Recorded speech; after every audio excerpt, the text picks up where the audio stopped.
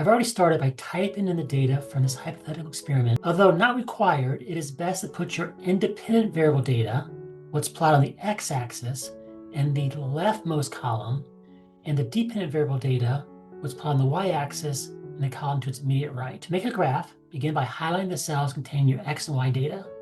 Then, under the Insert tab, select Chart.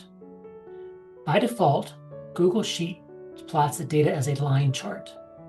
However, for our class, we'll always prefer to see the data with an XY scatter chart.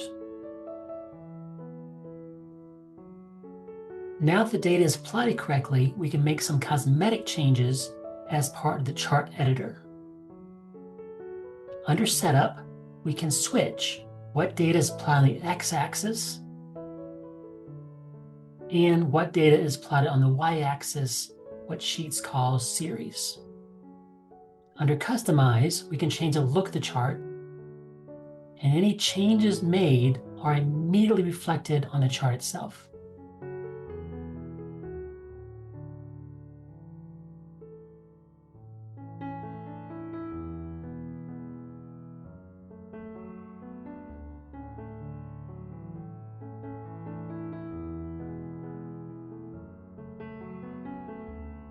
Under Series, we can also change the look of the data points on the graph, such as their color, size, and even shape.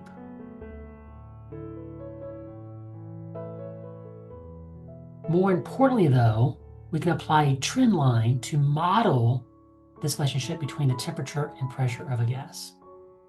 A linear trend line is the default and what we want, although other mathematical relationships are available as well. To get the trendline equation, we select Use Equation under Label and finally select Show R Squared to get an idea as to how good the fit is. An R squared value close to 1, such as this data, generally represents a good fit. Under the legend, we can change the font size of the trendline equation to make it easier to read.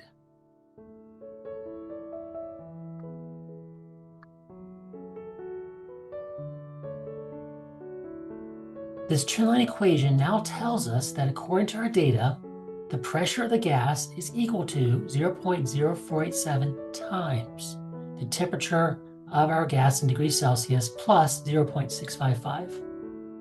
If we need to access chart editor later, just double-click anywhere in the graph and make desired changes.